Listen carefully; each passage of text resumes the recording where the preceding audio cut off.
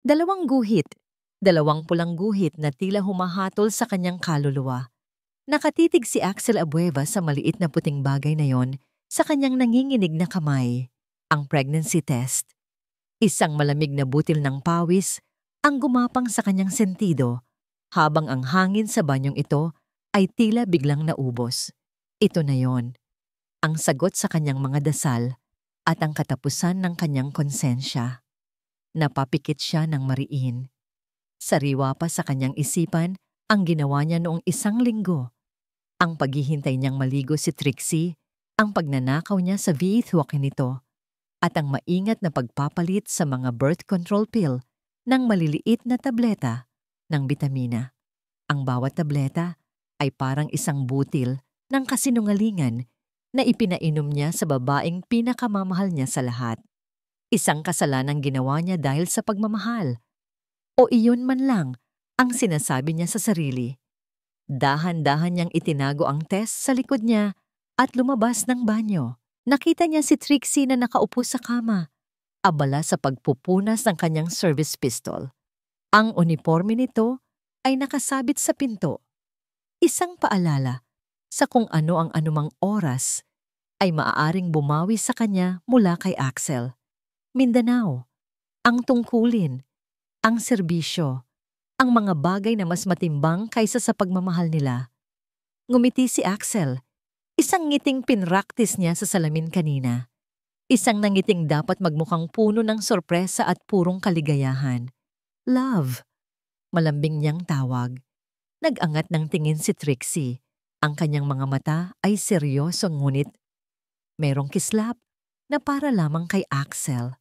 Oh, bakit? Hindi siya sumagot. Dahan-dahan siyang lumapit, naupo sa tabi nito, at inilahad ang kanyang kamay na may hawak na pregnancy test. Kumunot ang noo ni Trixie. Binitawan niya ang baril at kinuha ang test. Sandali itong tinitigan at nakita ni Axel ang unti-unting pagbabago sa mukha nito. Mula sa pagtataka, naging pagkalito, hanggang sa isang blankong ekspresyon na hindi niya mabasa. Hindi, bulong nito. Hindi ito maaari. Maingat ako. Iyon ang mga salitang kinatatakutan ni Axel. Mga salitang tumusok sa kanyang dibdib. Ngunit kailangan niyang panindigan ang kanyang pag-arte. Huwag mong isipin yan. Hinawakan ni Axel ang mga kamay nito, ang lamig. Kasing lamig ng takot na gumagapang sa kanyang sistema.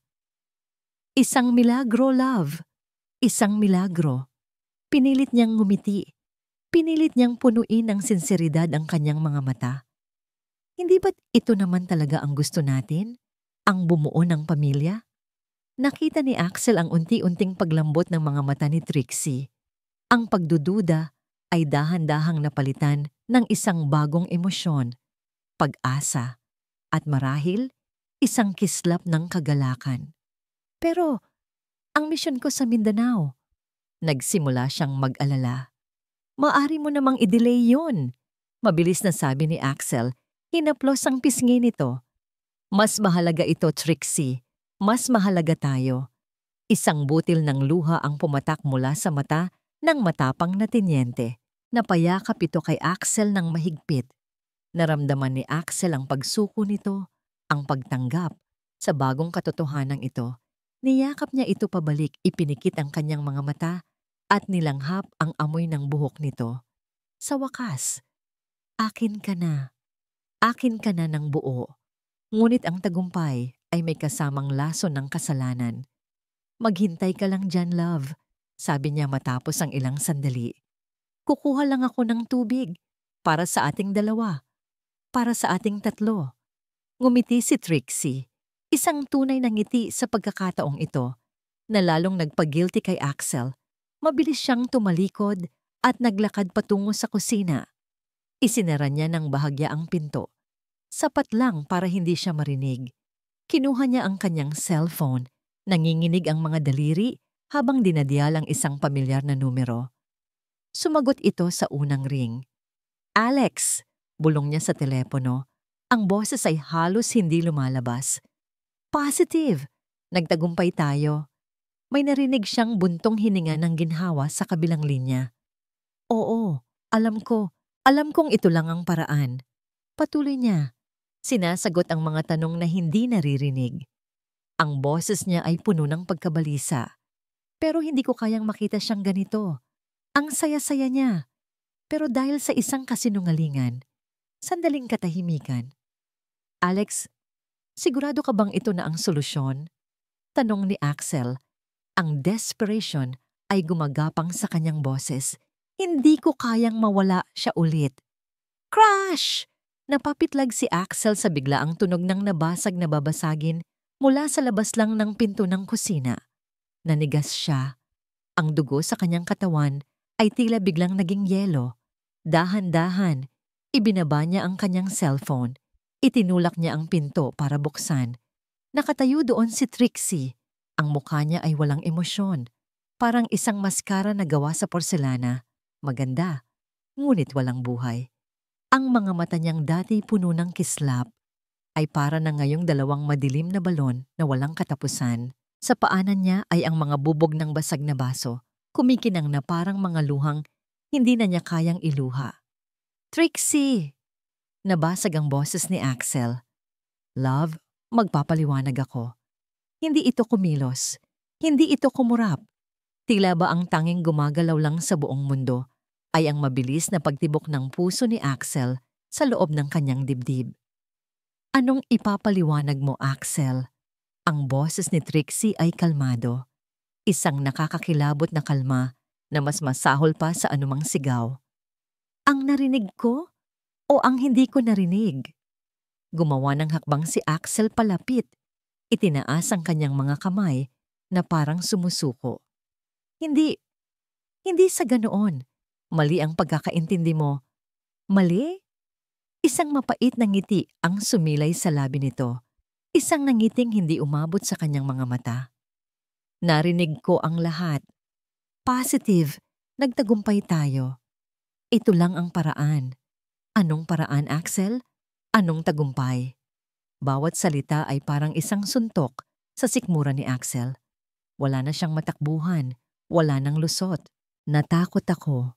Mahinang pag-amin niya. Ang mga luha ay nagsisimula ng mamuo sa kanyang mga mata. Aalis ka na naman. Pupunta ka na naman sa Mindanao. Paano kung hindi ka na bumalik? Hindi ko kaya, Trixie. Hindi ko kayang mawala ka ulit. Kaya gumawa ka ng kasinungalingan? Tanong nito. Ang boses ay nagsimula nang manginig sa pigil na galit. Ginawa mo akong bilanggo sa sarili kong katawan? Ang anak na ito, itinuro nito ang sariling tiyan na may pagkasuklam. Ang anak na ito ay hindi milagro. Isa siyang kadena. Isang kadena para itali ako sa'yo. Yumuko si Trixie at tinitigan ang mga piraso ng basag na salamin sa sahig.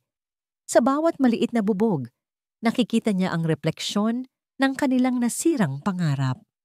Ang refleksyon ng lalaking minahal niya na ngayon ay isa ng estranghero. Hindi niya pinulot ang mga ito. Dahan-dahan siyang tumayo.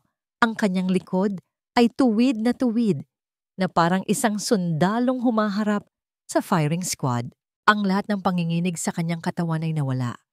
Ang pumalit ay isang malamig at matigas na resolusyon. Tapos na tayo, Axel, deklara niya. Ang mga salita ay walang emosyon, ngunit mas matalas pa sa alinmang bubog sa sahig. No, Trixie, please. Nagmamakaawang sabi ni Axel. Humakbang siya papalapit, ngunit natigilan ng itaas ni Trixie ang isang kamay. Isang senyas na nagsasabing, hinto. Ang tiwala, sabi ni Trixie. Ang tingin ay diretso sa mga mata ni Axel, ay parang salamin. Kapag nabasag, kahit anong pilit mong pagdikit-dikitin, makikita mo pa rin ang mga lamat at ang ginawa mo, dinurog mo ito. Mabilis siyang tumalikod. Hindi na binigyan ng pagkakataon si Axel na sumagot. Naglakad siya papasok sa kanilang kwarto. Ang bawat hakbang ay mabigat, ngunit desidido. Sinundan siya ni Axel, ang pag-asa ay mabilis na nauubos. Love, saan ka pupunta? Mag-usap tayo. Aayusin natin to. Hinawakan niya ang braso ni Trixie. "Huwag mo akong hawakan." Ang sigaw ni Trixie ay umalingaw-ngaw sa buong silid, puno ng sakit at pandidiri. Napabitiw si Axel na parang napaso. Ngayon lang siya sinigawan nito ng anoon. Ang sigaw ay hindi lang malakas. Ito ay puno ng sugat. Isang sigaw na nagmula sa pinakailalim ng isang durog na puso. Kitang-kita niya ang pagbabago kay Trixie. Nawala ang babaeng malambing na kayakap niya kanina lang.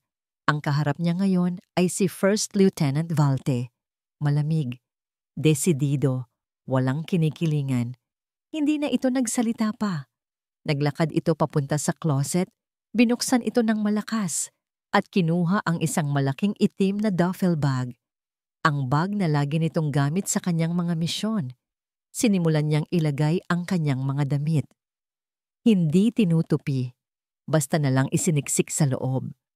Ang kanyang uniforme, ang kanyang combat boots, ang kanyang mga gamit, bawat kilos ay mabilis at may layunin.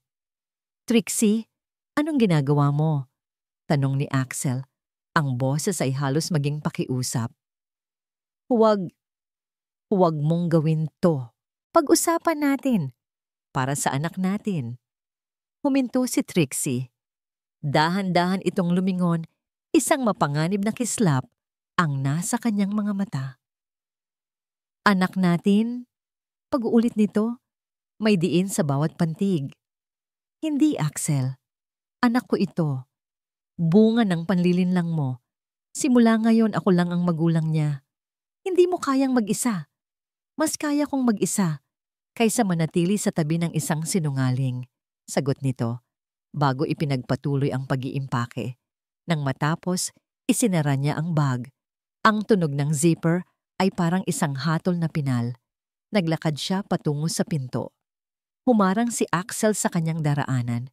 Ang katawan ay desperadong nakaharang sa pinto. Hindi ako papayag. Hindi ka aalis." Tumingala si Trixie sa kanya. Ang mga mata niya ay tuyo, ngunit ang sakit sa loob nito ay parang isang malaking alon na handang lumunod sa kanilang dalawa. "Umalis ka sa dinaraanan ko, Axel," sabi niya. Ang boses ay kalmado, ngunit may bigat ng isang babala. "Hindi." "Isa," bilang ni Trixie, na parang isang commander na nagbibigay ng huling utos. "Trixie, please!" Dalawa.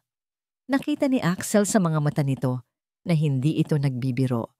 Nakita niya ang sundalo na kayang gawin ang lahat para mabuhay at makatakas. At sa mga sandaling ito, si Axel ang kaaway. Bagsak ang mga balikat.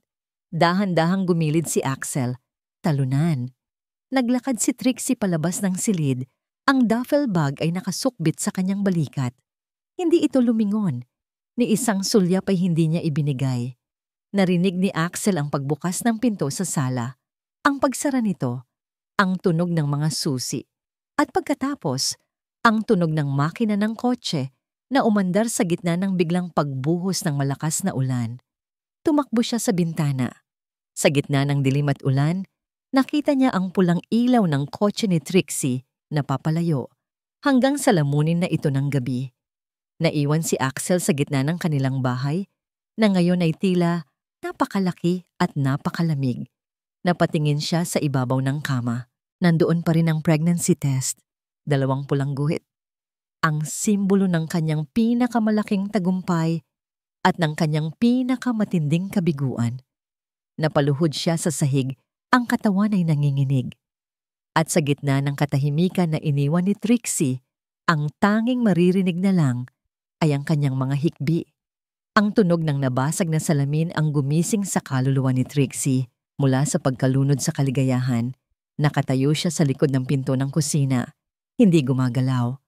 Ang init na naramdaman niya kanina ay biglang napalitan ng nagyayelong lamig na gumapang mula sa kanyang mga paa, paakyat sa kanyang puso.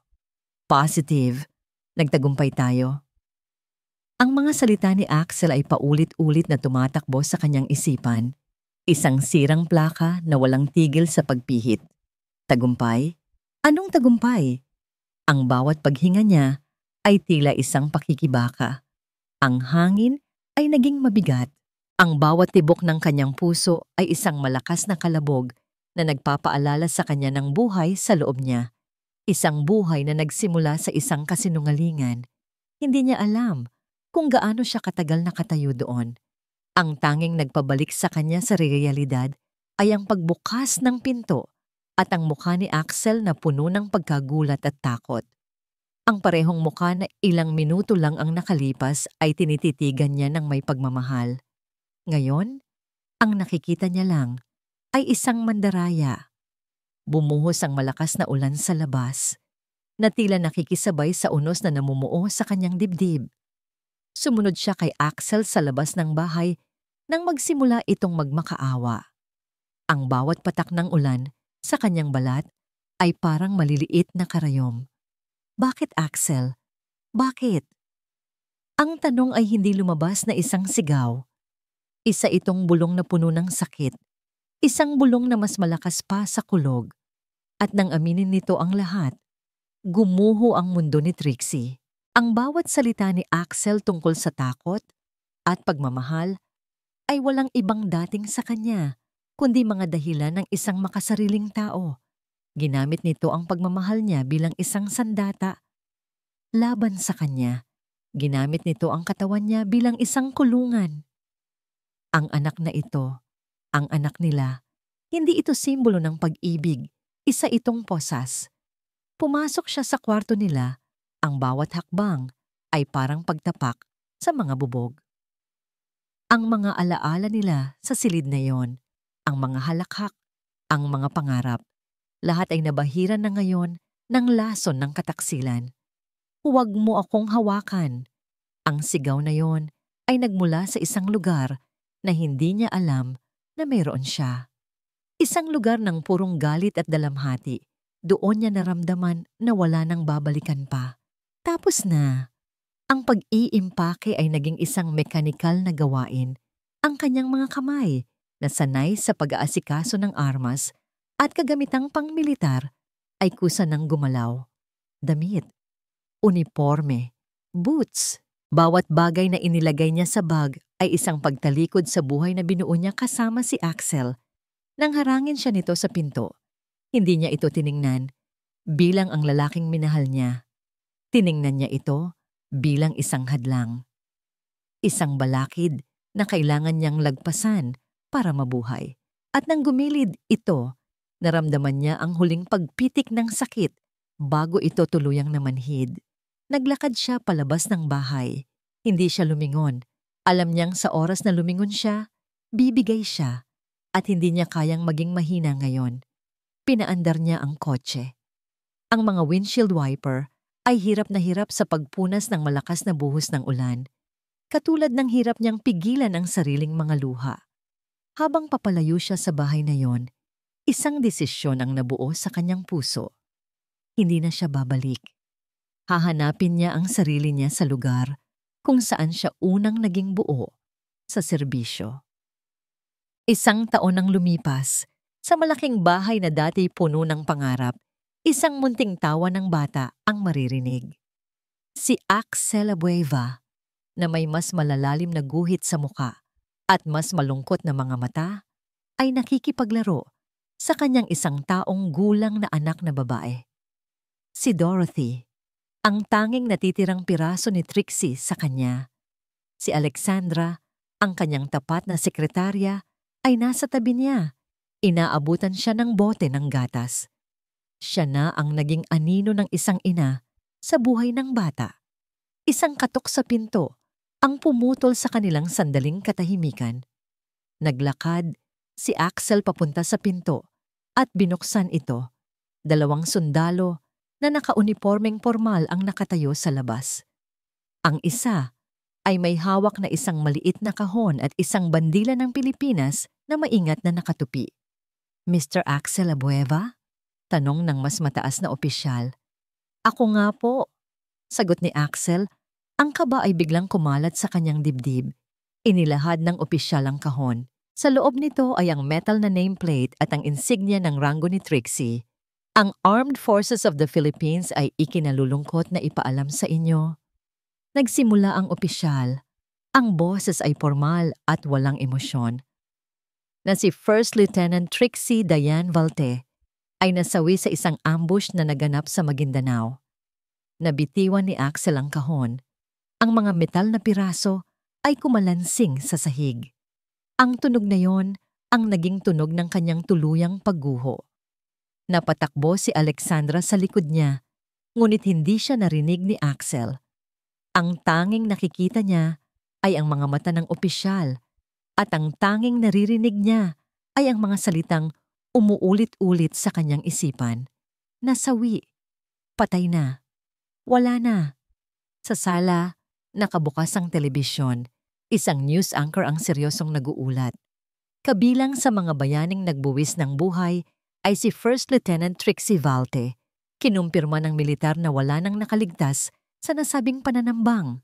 2 taon? 2 taon ng bawat paggising na may bigat sa dibdib.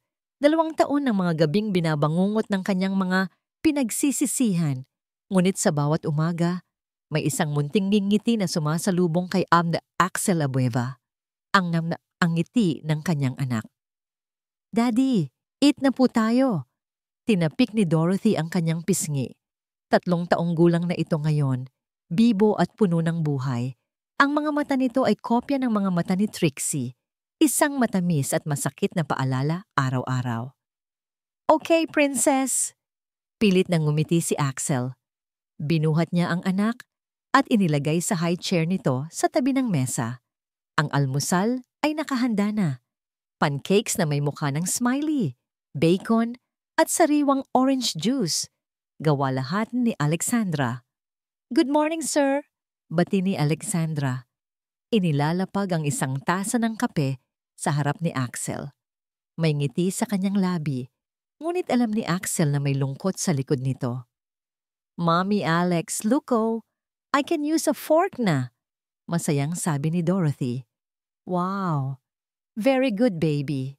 Puri ni Alexandra, hinaplos ang buhok ng bata. Natahimik si Axel habang pinapanood sila. Sa loob ng 2 taon, si Alexandra na ang tumayong ina kay Dorothy. Hindi niya ito pinabayaan. Siya ang kasama ni Axel sa bawat pagiyak, sa bawat hirap. Utang niya rito ang isang malaking bahagi ng kanyang katinuan. Ngunit kahit gaano pa kalaki ang pasasalamat niya, may isang pader na hindi niya kayang gibain. Isang espasyo sa tabi niya na para lang kay Trixie. Isang gabi, habang pinapatulog nila si Dorothy, sinubukan ni Alexandra na buksan ang usapan. "Axel," mahina niyang sabi, ayaw magising ang bata. 2 taon na. Siguro panahon na para subukan mong maging masaya ulit. Alam ni Axel ang ibig nitong sabihin. Ang mga tingin nito, ang mga kilos nito, matagal na niyang nararamdaman, pero hindi niya kayang suklian. "Hindi pa ako handa, Alex. Pasensya na." Sagot niya, umiiwas ng tingin. Nakita niya ang bahagyang pagbagsak ng mga balikat nito, ang mabilis na pagkawala ng kislap sa mga mata nito. "Naiintindihan ko," bulong nito bago tumalikod at lumabas ng kwarto. Naiwan si Axel sa dilim. Ang tanging liwanag ay mula sa maliit na nightlight. Tinitigan niya ang natutulog na mukha ni Dorothy. Sa kanya, nakikita niya si Trixie. Sa kanya humuhugot siya ng lakas. Kinabukasan, dinala niya si Dorothy sa paborito nilang parke. Ngunit ang totoo, paboritong lugar nila ito ni Trixie. Dito sila madalas magpunta noon, sa isang bangko sa ilalim ng isang malaking puno ng akasya. Habang naglalaro si Dorothy sa di kalayuan, umupo si Axel sa bangko. Isinara niya ang kanyang mga mata at inalala ang nakaraan. Ang tawa ni Trixie, ang init ng kamay nito. Ang huling beses na nakita niya ito, buhay, ay sa gitna ng ulan, puno ng galit at sakit. "Trixie, patawarin mo ako," bulong niya sa hangin. "Kung nasaan ka man ngayon, sana mapatawad mo ako. Patawarin mo ako sa lahat." Isang malamig na hangin ang umihip na tila isang sagot. Napadilat si Axel. At sa sandaling iyon, naramdaman niya ito. Isang pakiramdam na pamilyar. Pakiramdam na may nakatingin. Mabilis niyang inikot ang kanyang paningin sa paligid. Mga pamilyang nagpipiknik, mga batang naghahabulan. Walang kakaiba. Ngunit hindi nawala ang pakiramdam. Muli siyang lumingon, mas mabagal ngayon. At doon, sa may di kalayuan, sa likod ng isang malaking puno, nakita niya ito. Isang anino, isang payat na figura ng isang babae. Bago pa niya maaninag ng maayos ang muka, mabilis itong tumalikod at naglakad palayo, nawala sa karamihan. Kinilabutan si Axel. Guni-guni lang ba niya iyon? O dala lang ng kanyang pangungulila? "Daddy, look!" Ang boses ni Dorothy ang nagpabalik sa kanya sa kasalukuyan. "Yung pretty lady po may scar sa face," sabi ng bata. Nakaturo ang maliit na daliri sa direksyon kung saan nawala ang anino. Napatingin si Axel sa direksyong itinuturo ni Dorothy. Wala na. Ang anino ay naglaho na parang bula. Ang tanging naroon ay ang mga taong patuloy sa kanilang ginagawa. Walang kamalay-malay sa biglaang paglamig ng hangin sa paligid ni Axel. "Saan, princess?" tanong niya. Hinahanap-hanap pa rin ng kanyang mga mata ang figura. "Sino ang tinutukoy mo?" "Doon po, Daddy," sabi ni Dorothy. Ibinaba na ang kanyang kamay. "She was looking at us po. She's pretty, but sad." Isang babae. May peklats sa muka. At malungkot. Napatayo si Axel. Naglakad siya ng ilang hakbang patungo sa lugar kung saan nakaturo si Dorothy. Pilit na hinahanap ang babaeng yon. Ngunit wala talaga. Ang pakiramdam na may nagmamasid ay nawala na rin. Bumalik siya kay Dorothy at umupo sa tabi nito sa damuhan. Pinilit niyang alisin sa isip ang nangyari. Marahil ay nagkataon lang. Maraming tao sa parke. Ngunit ang mga salita ni Dorothy ay umuukit sa kanyang isipan. May peklat sa mukha. Malungkot. Binuhat niya si Dorothy. "Uwi na tayo, princess. Medyo lumalamig na." Habang naglalakad sila pabalik sa kotse, hindi mapakali si Axel. Paulit-ulit siyang lumilingon sa likod. Umaasang makita muli ang anino. Umaasang mapatunayan sa sarili na guni-guni lang niya ang lahat. Pero wala siyang nakita. Kinagabihan, hindi siya makatulog. Ang imahe ng anino sa parke ay bumabagabag sa kanya. Isang pakiramdam na hindi niya maintindihan ang kumakapit sa kanyang puso. Isang halo ng takot at isang kakatuwang pag-asa. Napabangon siya at pumunta sa bintana ng kanyang silid. Tumanaw siya sa madilim na gabi. Imposible, bulong niya sa sarili. Patay ka na, Trixie. Wala ka na. Ngunit sa kaibuturan ng kanyang puso, isang tanong ang nagsimulang mabuo. Isang tanong na parehong nagbibigay sa kanya ng takot at pagnanasa. Paano kung hindi? Ang mapait na lasa ng murang kape, ang tanging nagpapaalala kay Trixie na gising siya. Natotoo ang lahat ng ito. Nakaupo siya sa isang maliit na karinderya sa tapat ng isang naglalakihang gusali ng opisina. Abueva Corporation. Ang pangalan ay parang isang lason na dahan-dahang kumakalat sa kanyang sistema. Ilang linggo na niya itong ginagawa. Ang pagmamasid mula sa malayo. Ang pag-aaral sa bawat kilos ng lalaking minsan niyang pinagkatiwalaan ng kanyang buong buhay. Nakita niya itong lumabas mula sa glass doors ng gusali. Si Axel. May mga guhit na ng pagod sa kanyang mukha na wala pa doon dati. Ang kanyang mga balikat ay tila may pabigat. Ngunit siya pa rin iyon. Ang lalaking sumira sa kanya. Napahawak si Trixie sa kanyang kaliwang pisngi. Hinaplos niya ang magaspang na guhit na iniwan ng isang shrapnel. Isang permanenteng marka ng kanyang nakaraan. Isang paalala na siya ay namatay na at nabuhay muli. Nakaligtas siya sa ambush. Nagtamo ng malubhang sugat, nagkaroon ng amnesia sa loob ng ilang buwan, at napadpad sa isang malayong baryo kung saan inalagaan siya ng isang matandang mag-asawa. Nang bumalik ang kanyang alaala, ang unang pumasok sa isip niya ay hindi ang sakit ng katawan, kundi ang sakit ng kataksilan. Pero may mas malakas na humihila sa kanya pabalik. Isang mukha na nakikita niya lang sa mga litratong piniprint niya mula sa social media. Ang kanyang anak, si Dorothy. Para sa kanya, babalik siya. Para sa kanya, haharapin niya ang lahat. Tumayo si Trixie, iniwan ng ilang barya sa mesa. Bawat hakbang palayo sa karinderya ay isang hakbang palapit sa multo ng kanyang nakaraan. Habang nasa taxi, ang puso niya ay isang tambol na walang tigil sa pagpukpok sa kanyang dibdib. Paulit-ulit ang tanong sa kanyang isipan, paano kung ayaw na niya sa akin? Paano kung huli na ang lahat? Ngunit sa tuwing naiisip niyang tumalikod at tumakas ulit, ang imahe ng kanyang munting anghel ang pumipigil sa kanya. Para sa anak ko, bulong niya sa sarili. Gagawin ko to para sa anak ko. Nakarating siya sa harap ng isang malaking gate. Ang bahay. Ang bahay nila noon ni Axel. Walang nagbago sa labas. Ngunit alam niyang sa loob, lahat ay iba na. Huminga siya ng malalim, tinipo ng lahat ng natitirang lakas ng isang sundalo, at pinindot ang doorbell. Ang bawat segundo ng paghihintay ay parang isang oras. Narinig niya ang mga yabag na papalapit, bumukas ang pinto, at tumigil ang kanyang mundo. Nakatayo sa harap niya si Axel.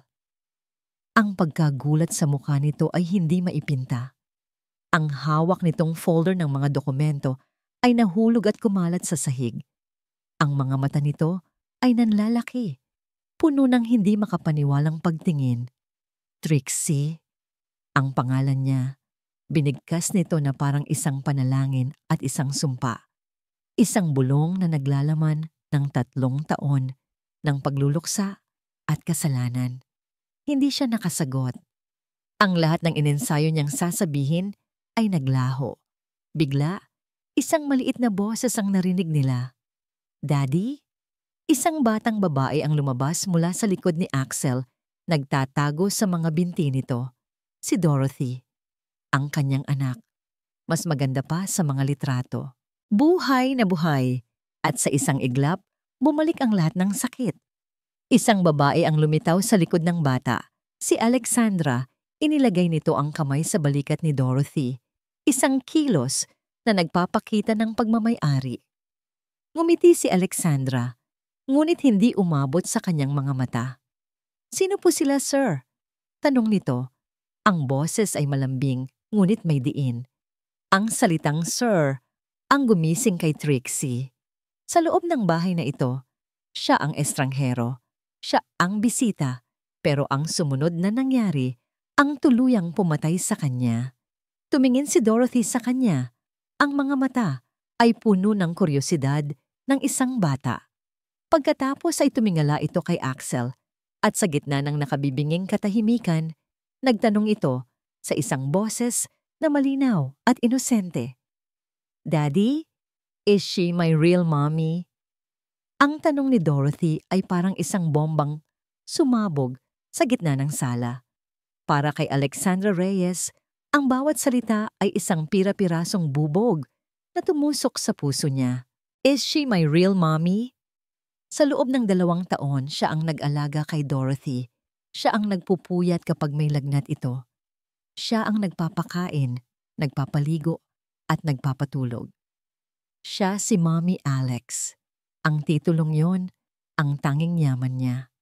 At ngayon, sa isang iglap, ang multo ng nakaraan ay nagbalik upang agawin ang lahat. Dorothy, pumasok ka muna sa loob. Mahinahon, ngunit madiin ang utos ni Axel sa bata bago bumaling kay Alexandra. Alex, please, samahan mo muna siya. Tumango si Alexandra, pinilit ngumiti para sa bata at hinawakan ang kamay nito. Halika, baby. Let's play inside. Habang hinihila niya si Dorothy palayo, hindi niya mapigilang sumulyap pabalik kay Trixie. Nakita niya ang babaeng pumalit sa kanya noon at ngayon ay bumalik para bawin ang pwesto nito. Payat, may peklat, ngunit ang mga mata nito ay may apoy pa rin. Isang apoy na kinatatakutan ni Alexandra. Pagsara ng pinto ng playroom, doon lang siya nakahinga. Ngunit ang hininga ay mabigat, puno ng lason ng selos at takot. Mula sa araw na yon, nagsimula ang isang digmaang walang sigawan. Isang digmaang laban sa mga tingin, mga pahiwatig, at mga maliliit na bagay. Ang bahay ay naging isang battlefield at si Dorothy ang teritoryong pinag-aagawan. Kinabukasan, sinubukan ni Trixie na magluto ng almusal, sinigang na baboy. Ang paborito ni Axel noon, ang amoy nito ay pumuno sa kusina, isang amoy ng nakaraan. Ngunit pagbaba ni Axel at Dorothy, isang set ng pancakes, bacon, at itlog na inihanda ni Alexandra ang nakahain na sa mesa. "Good morning! I made your favorite, princess!" Masayang bati ni Alexandra kay Dorothy na agad namang tumakbo papunta sa kanya. Napatingin si Trixie sa sinigang na niluto niya. Bigla, ang paboritong pagkain na yon ay naging simbolo ng kanyang pagkatalo. Sa gabi, sinusubukan niyang basahan ng kwento si Dorothy, ngunit ang bata, na hindi sanay sa kanya, ay nagiging irritable. "I want Mommy Alex." Iiyak nito. "I want Mommy Alex to sing." At darating si Alexandra na may malungkot ngunit nagwawaging ngiti at kakantahan ng bata hanggang sa makatulog ito. Si Trixie ay maiiwang nakatayo sa may pinto, isang estranghero sa sarili niyang pamilya. Isang gabi, hindi makatulog si Alexandra. Ang kanyang isipan ay puno ng mga anino. Bumangon siya at pumunta sa kusina para uminom ng tubig. Sa kanyang pagdaan sa sala, nakita niya ang liwanag mula sa ilalim ng pinto ng opisina ni Axel. Dahan-dahan siyang sumilip. Nandoon si Axel, nakaupo sa dilim, hawak ang isang lumang litrato. Ang litrato nila ni Trixie. Hinahaplos nito ang mukha ng babae sa larawan na para bang ito ang pinakamahalagang bagay sa mundo. Naramdaman ni Alexandra ang pamilyar na kirot. Kahit na bumalik si Trixie na may galit at sama ng loob, kahit na siya ang nandoon sa tabi ni Axel sa pinakamadilim na panahon, ang puso nito ay hindi kailanman naging kanya. Napuno ng desperasyon si Alexandra. Sa kanyang isipan, isang madilim na alaala ang biglang bumalik. Isang gabi, 3 taon na ang nakalilipas. Kakalisan lang ni Trixie. Nakita niya si Axel na wasak, umiinom mag-isa. Sa sobrang pag-aalala at pagmamahal, kinuha niya ang cellphone nito na naiwan sa mesa. Nakita niya ang huling tawag ni Trixie mula sa isang payphone. Nandoon ang address ng kampo kung saan ito pupunta. Sa isang iglap ng matinding selos at takot na baka magkabalikan sila, gumawa siya ng isang desisyon na babago sa kanilang lahat. Ginamit niya ang isang burner phone, isang tawag lang, isang anonymous tip sa isang contact na nakuha niya mula sa isang kliyente na may mga koneksyon sa ilalim ng lupa. May isang military unit na papunta sa isang relocation site sa Maguindanao. Maraming matataas na opisyal. Yun lang. Pagkatapos ay tinapon niya ang telepono. Ang gusto niya lang ay maharang si Trixie, masugatan, mawalan ng pag-asa si Axel na babalik pa ito. Hindi niya kailanman inakala na hahantong ito sa balitang patay na si Trixie. Ang alaala ay parang isang malamig na kamay na sumakal sa kanya. Isang sikretong daladala niya na parang lason. Kinabukasan, nagkaroon siya ng ideya. Isang paraan para ipaalala kay Trixie na wala na itong lugar sa bahay na yon. Habang wala si Trixie na naglalakad-lakad sa hardin para mag-isip, pumasok si Alexandra sa dating silid nito. Kinuha niya ang isang kahon ng mga lumang gamit, mga litrato, mga sulat, mga alaala ni na Axel at Trixie. Dinala niya ito sa bodega. Ngunit bago niya itinago, kinuha niya ang kanilang wedding picture. Tinitigan niya ang masayang mukha ni Trixie. Ginamit niya ang isang maliit na gunting mula sa kanyang bulsa at maingat na ginupit ang mukha ni Trixie mula sa larawan. Itinapon niya ang maliit na piraso sa basurahan bago isinara ang kahon. Nang gabing iyon, nakita ni Trixie si Axel na may hinahanap. "Nakita mo ba yung box of memories natin?" tanong nito. "Nakalagay lang yun sa ilalim ng kama dati." Nagkibit-balikat lang si Alexandra. Ngunit si Trixie, na may hinala, ay nagsimulang maghanap. Nagpunta siya sa bodega. At doon, sa ilalim ng mga lumang gamit, nakita niya ang kahon. Binuksan niya ito. Nakita niya ang mga sulat, ang mga trinkets, at ang kanilang wedding picture. Wasak. Ang kanyang mukha ay nawawala, na parang hindi siya kailanman naging parte ng buhay na yon. Hindi niya namalayan, ang atensyon niya ay napunta sa isang bagay sa ilalim ng mesa kung saan nakapatong ang kahon. Isang lumang cellphone. Hindi ito pamilyar. Kinuha niya ito. Mukhang luma na at matagal nang hindi nagagamit. Sinubukan niyang buksan. Nang may himalang bumukas ito, mababa na ang baterya. Ginalaw niya ang mga files. Karamihan ay blanko. Pero sa deleted items folder, may isang text message na hindi pa tuluyang nabubura ng sistema. Isang mensahe na tila walang koneksyon, ngunit nagpatindig ng balahibo sa kanyang batok. Impormasyon na tanggap, bayad ipapadala na. Ang mga salita sa screen ng lumang cellphone ay tila may sariling buhay, kumikislap, nang-aasar. Naghahasik ng isang binhi ng pagdududa sa isipan ni Trixie. Impormasyon na tanggap, bayad ipapadala na. Paulit-ulit niyang binasa. Anong impormasyon? Anong bayad? Kaninong telepono ito? Hinawakan niya ang telepono ng mahigpit. Pakiramdam niya ay hawak niya ang isang piraso ng isang malaking puzzle na hindi niya alam kung paano buuin. Ngunit ang kanyang instinct bilang isang sundalo, bilang isang investigador, ay nagsimulang gumana. Masyadong maraming nagkataon ang pagbabalik niya, ang biglaang paglitaw ng kahon ng mga alaala, ang sirang litrato, at ngayon, itong telepono. Dinala niya ang telepono sa kanyang silid. Tiningnan niya ang petsa ng natitirang fragment ng mensahe. Ang taon ay malabo na, ngunit ang araw at buwan ay malinaw pa. Ang petsa ay isang araw bago ang ambush. Kinabahan si Trixie. Hindi maaari. Isang aksidente ang nangyari. Isang trahedya. Iyon ang opisyal na ulat. Pero paano kung hindi? Kinabukasan, habang nasa opisina si Axel at nasa eskwela si Dorothy, sinubukan niyang kausapin si Alexandra. Alex, nakita ko itong telepono sa bodega.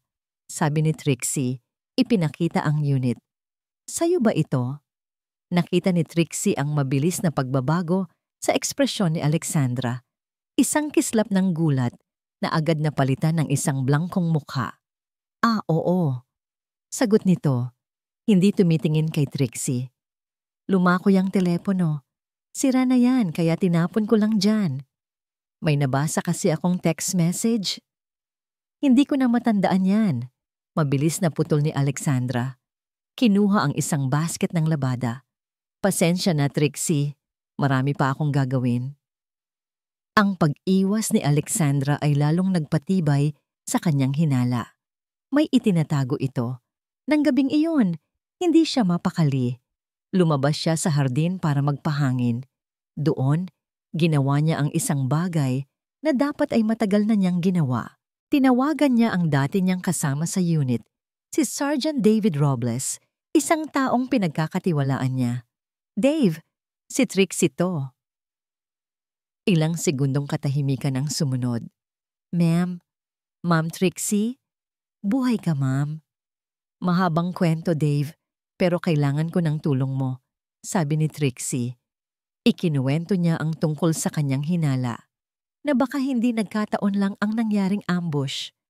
Ma'am, coincidence lang siguro iyon, sabi ni Dave. Pero sige ma'am, bubuksan ko ulit ang file. Titingnan ko kung may anumang hindi pangkaraniwan.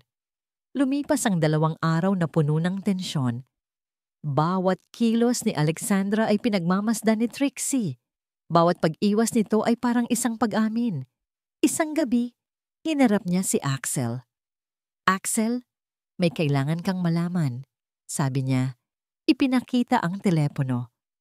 Sa tingin ko, may kinalaman si Alexandra sa nangyari sa akin sa Mindanao. Tiningnan ni Axel ang telepono Pagkatapos ay tumingin kay Trixie na may halong pagod at inis. "Trixie, ano na naman to?" sabi niya.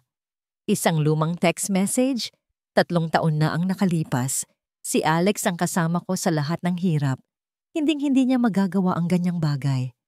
Pero ang mga ebidensya, anong ebidensya? Putol ni Axel. Isang sirang litrato? Isang lumang telepono? Nagseselos ka lang, Trixie, at ginagamit mo ang nakaraan para sirain siya. Ang mga salita ni Axel ay parang isang sampal. Siya pa ngayon ang masama. Siya pa ang nagseselos. "Hindi mo ako pinaniniwalaan?" tanong ni Trixie. Ang boses ay nanginginig. "Ang pinaniniwalaan ko ay ang babaeng hindi ako iniwan," mariing sagot ni Axel. Gumuho na naman ang mundo ni Trixie.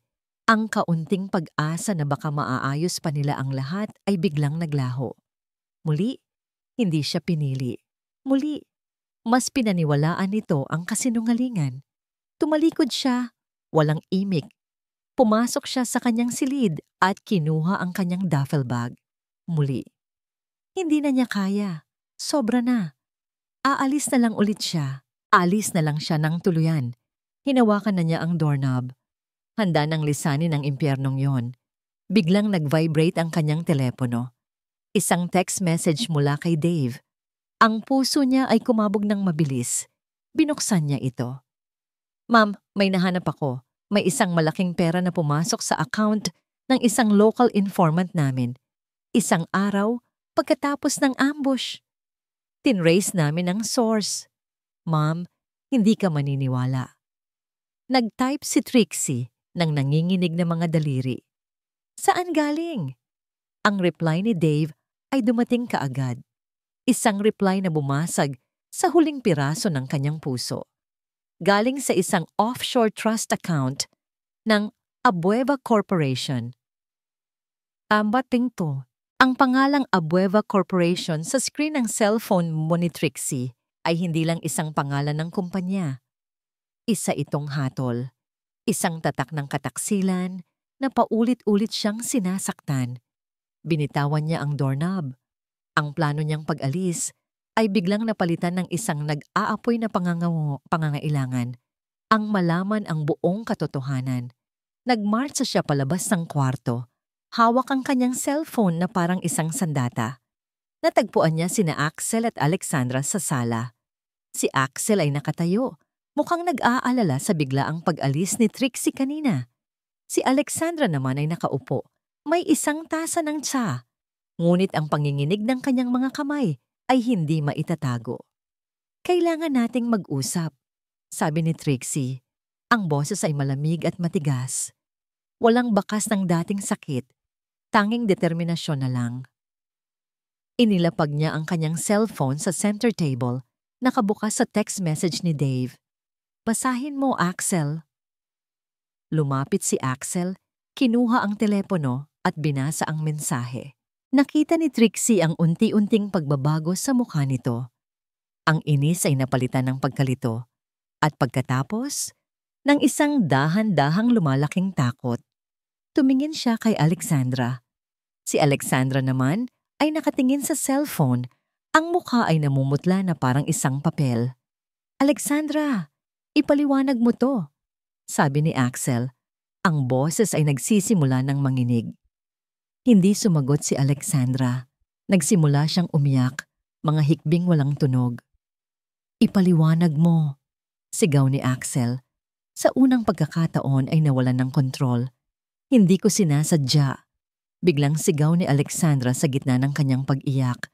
Ang kanyang pagkukunwaring kalmado ay nabasag na parang salamin. "Ayoko siyang mamatay. Gusto ko lang siyang masaktan. Gusto ko lang na tumigil ka na sa pag-asang babalik pa siya." Tumayo siya, hinarap si Axel, ang mga luha ay bumabaha sa kanyang mukha. "Mahal na mahal kita, Axel. Ginawa ko ang lahat para sa'yo. Ako ang nandito. Ako ang nag-alaga sa inyo ni Dorothy. Ako." Bawat salita ay isang pag-amin.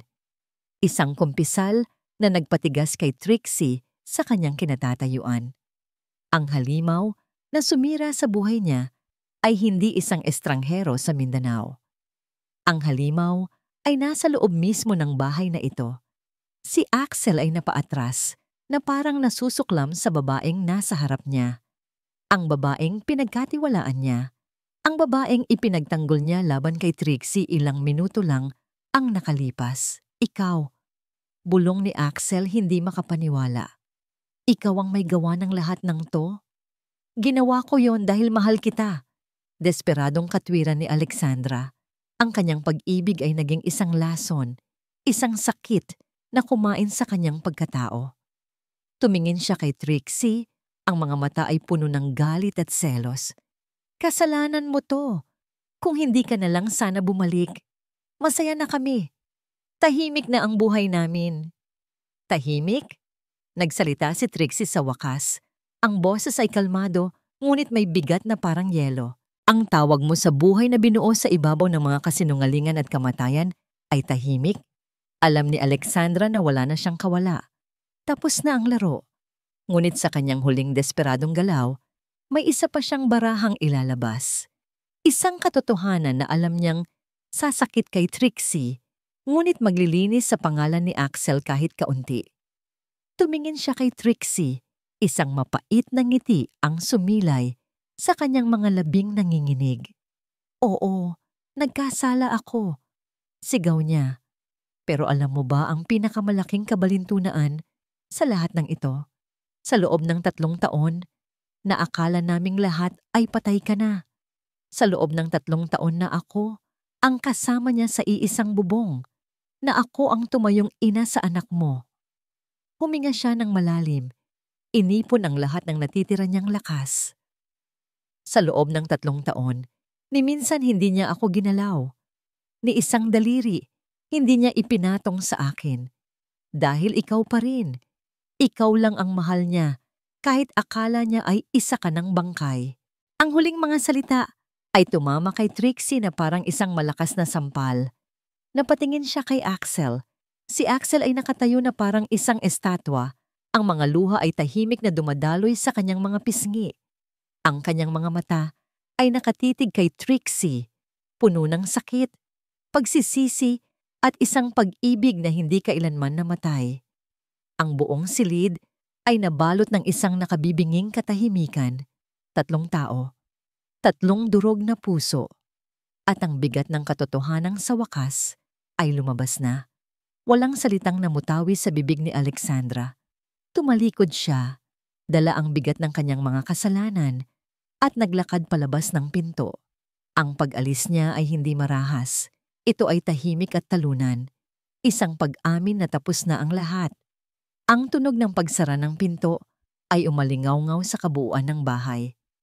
Isang tunog na nag-iwan kina Axel at Trixie sa isang nakabibinging katahimikan. Naiwan silang dalawa, nakatayo sa gitna ng mga guho ng kanilang nakaraan. Si Axel ay nakatingin kay Trixie, ang babaeng minahal niya. Ang babaeng sinaktan niya. Ang babaeng ipinaglaban niya sa sarili niyang paraan, kahit pamali. Wala na siyang maidadahilan. Wala nang mga kasinungalingang pagtataguan. Trixie! Basag ang kanyang boses. Hindi ko alam kung saan magsisimula. Hindi sumagot si Trixie. Nakatayo lang ito. Ang mga mata ay nakatingin sa kawalan. Hindi niya mabasa ang anumang emosyon sa mukha nito. At ang kawalan na iyon ay mas masakit pa kaysa sa galit. Walang anumang dahilan ang sapat para sa ginawa ko. Pagpapatuloy ni Axel, ang bawat salita ay isang pakikibaka. Pero gusto kong maintindihan mo kung saan ito nanggaling. Huminga siya ng malalim. Hinukay ang isang alaala na matagal na niyang ibinaon.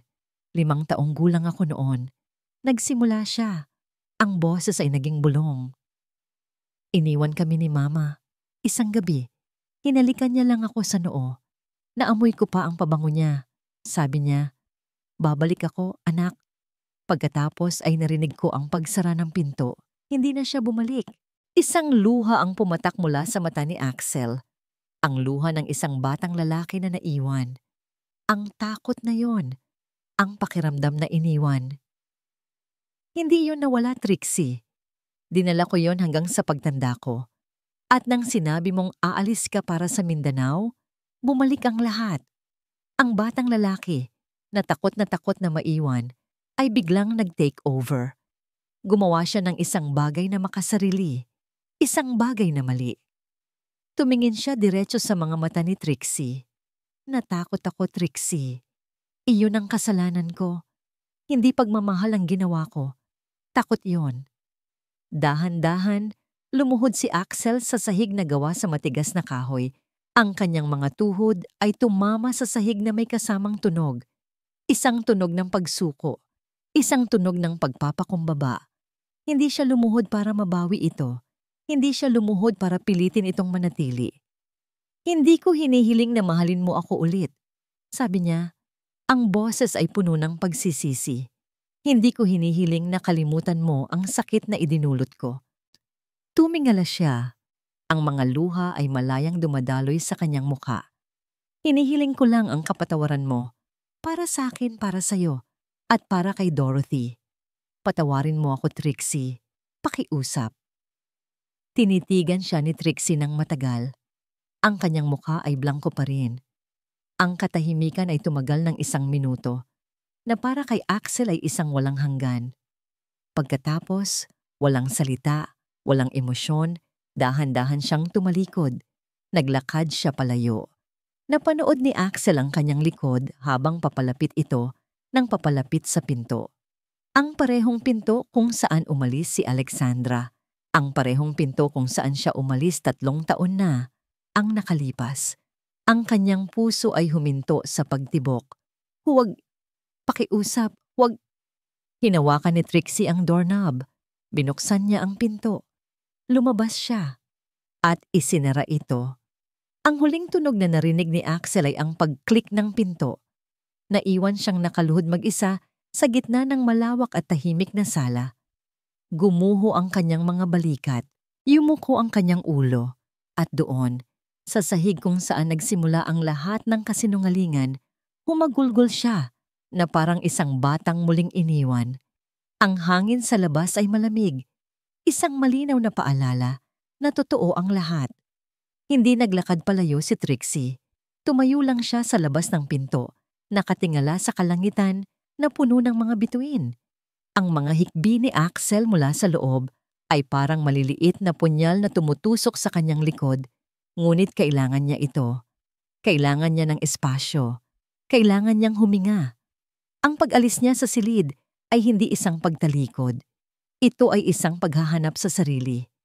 Ang lahat ng galit na kinimkim niya sa loob ng 3 taon, ang galit kay Axel, kay Alexandra, at sa mundo, ay unti-unting nawawala. Ang pumapalit dito ay isang malalim na pagod. Isang pagkaunawa na ang pagkapit sa galit ay parang pag-inom ng lason at pag-asang ang ibang tao ang mamamatay. Ang pagpapatawad, naisip niya, ay hindi para sa kanila. Para sa kanya ito. Para makalaya, pumunta siya sa lugar na laging nagbibigay sa kanya ng kapayapaan, ang dalampasigan. Ang parehong dalampasigan kung saan sila madalas magpunta ni Axel noon. Umupo siya sa buhanginan, hinayaan ng mga alon, nahugasan ang kanyang mga paa. Tumingin siya sa malawak na karagatan.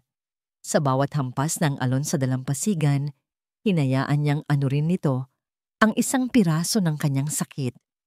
Pinatawad niya si Alexandra, hindi dahil tama ang ginawa nito, kundi dahil nakita niya rito ang isang babaeng nalunod sa pag-ibig at desperasyon. Pinatawad niya si Axel, hindi dahil nakalimutan na niya ang kanyang mga kasalanan, kundi dahil naintindihan na niya ang ugat ng mga ito. Isang malalim na takot na nagmula pa sa pagkabata. At ang pinakamahalaga sa lahat, pinatawad niya ang sarili niya. Pinatawad niya ang babaeng minsan ay naging bulag sa pag-ibig. Pinatawad niya ang sundalong naging marupok. Pinatawad niya ang inang minsay tumalikod. Sa pagtanggap at pagpapatawad, doon niya muling nahanap ang kanyang lakas. Hindi ang lakas na nakikita sa uniforme o sa baril, kundi ang lakas na nagmumula sa isang pusong buo at payapa. Bumalik siya sa bahay nang ang araw ay malapit ng sumikat. Ang pinto ay bahagyang nakabukas. Pumasok siya ng tahimik. Nakita niya si Axel, nakatulog sa sahig kung saan niya ito iniwan. Ang mukha ay may mga bakas pa ng tuyong luha. Sa tabi nito ay isang maliit na kumot at isang unan. Si Dorothy. Malamang ay hinanap nito ang kanyang ama sa gitna ng gabi at tinabihan. Dahan-dahang lumapit si Trixie. Tinitigan niya ang mag-ama. Sa eksenang yon, wala nang kasinungalingan, wala nang multo ng nakaraan. Tanging isang amang nasaktan at isang inosenteng anak na nangangailangan ng buong pamilya. Gumalaw si Axel at nagising. Nagtama ang kanilang mga mata. Sa mga mata ni Axel nakita ni Trixie ang takot. Ang takot na aalis na naman siya. Umiling si Trixie. Isang maliit na ngiti ang sumilay sa kanyang labi. Isang tunay na ngiti. Lumuhod siya sa tabi ni Axel. Hinawakan niya ang kamay nito. Hindi madali, Axel. Bulong niya. Maraming sugat ang kailangan nating gamutin. Maraming tiwala ang kailangan nating buuin ulit. Tumango si Axel. Ang mga luha ng pasasalamat ay nagsimulang mamuo sa kanyang mga mata. Pero susubukan natin. Pagpapatuloy ni Trixie, hinigpitan ng hawak sa kamay nito. Para kay Dorothy. At sa unang pagkakataon, idinugtong niya ang mga salitang matagal nang gustong marinig ni Axel. Para sa atin. Lumipas ang ilang buwan. Ang bahay ay hindi na isang battlefield. Ito ay naging isang tahanan. Ang paghilom ay mabagal at hindi laging madali. May mga araw na ang anino ng nakaraan ay bumabalik. May mga araw ng pag-aalinlangan. Ngunit sa bawat pagsubok, mas pinipili nila ang pag-unawa kaysa sa panunumbat, ang pagpapatawad kaysa sa galit. Isang hapon, sa isang malawak na damuhan sa loob ng kampo militar kung saan bumalik na sa serbisyo si Trixie, tinuturuan niya si Dorothy na kumanta. 1+1, the boot camp way, kanta ni Trixie, sumasaludo. Ginagaya siya ni Dorothy. Ang maliit nitong kamay ay sumasaludo rin ng may ngiti. 2+2, for me and you. Si Axel ay nakatayo sa di kalayuan, pinapanood ang kanyang mag-ina. Ang ngiti sa kanyang mukha ay totoo na. Walang bahid ng takot o pagsisisi. Isang ngiti ng isang taong nabigyan ng pangalawang pagkakataon. Nang papalubog na ang araw, ang kalangitan ay nagkulay kahel. Tumakbo si Dorothy papalapit kay Axel at nagpabuhat. Naglakad silang dalawa papalapit kay Trixie. Inakbayan ni Axel si Trixie at magkakasama nilang pinanood ang paglubog ng araw. Napatingin si Trixie sa peklat sa kanyang pisngi na minsan niyang itinuring na isang sumpa. Ngayon, isa na itong simbolo, isang simbolo ng pagkaligtas, isang simbolo na kahit gaano kalalim ang sugat, kaya nitong maghilom. Tumingin siya sa kanyang pamilya. Ang lalaking natutong magmahal ng walang takot. Ang anak na naging tulay sa kanilang nasirang nakaraan. Nakangiti si Trixie, isang ngiting puno ng kapayapaan. Ang pag-ibig na minsan ay nasira ng kasinungalingan ay muling nabuo. Hindi sa pamamagitan ng paglimot, kundi sa pamamagitan ng pagpapatawad. Ang kanilang pag-ibig ay isang peklat na nagpapatunay na sila ay nasaktan, ngunit sila ay naghilom at sila ay naging mas matatag ng magkasama.